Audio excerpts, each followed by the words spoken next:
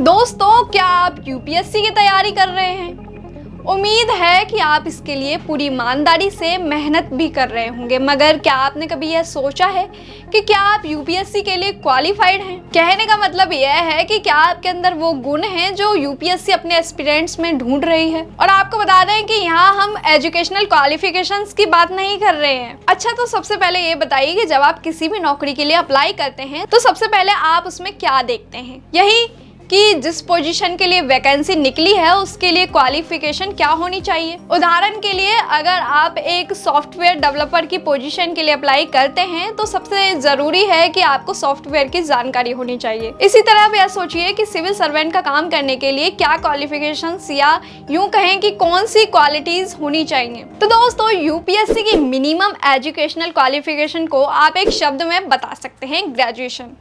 तो इसका मतलब यह है कि यूपीएससी को इस बात से कोई फर्क नहीं पड़ता कि आपने कौन से विषय से पढ़ाई की है, या आप किस कॉलेज से पढ़ रहे हैं, या आप किस कॉलेज से पढ़कर निकले हैं। आप टॉपर हो या फिर कोई साधारण स्टूडेंट या फिर कोई रेगुलर जॉब करने वाले, यूपीएससी के लिए सब बराबर हैं।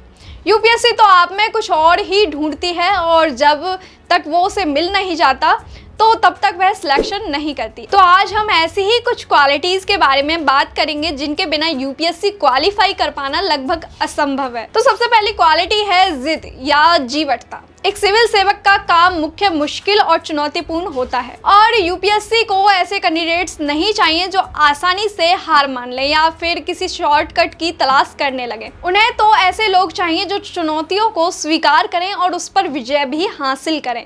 और यही कारण है कि यूपीएससी परीक्षा किसी भी अन्य परीक्षा की तुलना में ज़्यादा समय तक चलने वाली और ज़्यादा कॉम्प्लेक्स होती है। Number 2, mental alertness and stamina. एक सिविल सेवक बनने के लिए यह बेहद ज़रूरी है कि आप अनिश्चितता की स्थिति में टेंशन और प्रेशर को संभाल सकें। यूपीएससी अपने एस्पिरेंट की मानसिक सतर्कता और सहन शक्ति का आकलन करने के लिए परीक्षा में सरप्राइज एलिमेंट पेश करता है, क्योंकि कठिन परिस्थितियों से निपटने के लिए इनकी ही आवश्यकता होती है। Number 3, decision making capability. UPSC ऐसे लोगों की तलाश करता है जो गंभीर या अनिश्चितता की स्थिति में एक संतुलित और न्यायपूर्ण निर्णय ले सकें।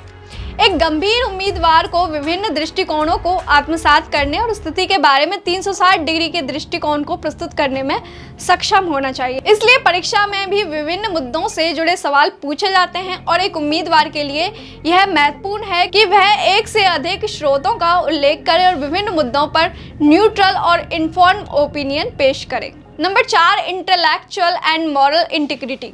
यूपीएससी अपने कैंडिडेट से यह अपेक्षा करता है कि उनके अपने मॉरल और एथिकल वैल्यूज काफ़ी हाई हों।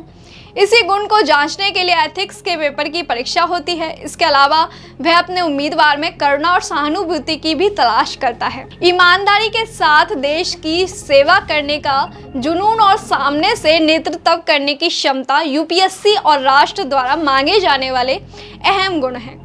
Number 5, hard work and dedication. अंत में सिविल सर्विसेज के एस्पिरेंट्स का सबसे महत्वपूर्ण गुण कड़ी मेहनत और समर्पण के साथ काम करने की क्षमता है। सिविल सेवा परीक्षा ऐसी परीक्षाओं में से एक है जिसमें देश के सबसे प्रमुख संस्थानों के कई छात्र अक्सर असफल हो जाते हैं। एक अच्छा अकादमिक ट्रैक रिकॉर्ड और उच्च बुद्धि ही आपको इस परीक्षा में सफल बना सकती है, मगर इन सब के साथ कड़ी मेहनत का विकल्प नहीं हो सकता है। और यही एक गुण एक सिविल सेवक को काम करने के दिनों में भी आगे बढ़ते रहने के लिए प्रेरित करते रहते हैं। कई उम्मीदवार सिविल सेवाओं के लिए अपनी योग्यता और कैपेबिलिटीज के बारे में आत्मसंदेह की चपेट में हैं। हालांकि चयन प्रक्रिया को न केवल आपके भीतर इन गुणों को खोजने में मदद करने के लिए डिजाइन किया गया है, बल्कि तैयारी के दौरान यह आप अपने अंदर डेवलप भी कर सकते हैं। सिविल सेवा परीक्षा प्रत्येक उम्मीदवार में एक कठिन और तनावपूर्ण तैयारी प्रक्रिया के माध्यम से बारीक पहलुओं को तब तक निखारती है जब तक कि उम्मीदवार अपनी अपेक्षाओं को पार नहीं कर लेता।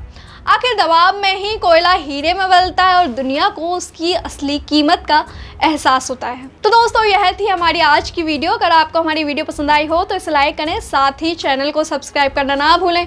फिर मिलते हैं एक नए वीडियो, एक नए विषय के साथ। वीडियो को अंत तक देखने के लिए आपका धन्यवाद।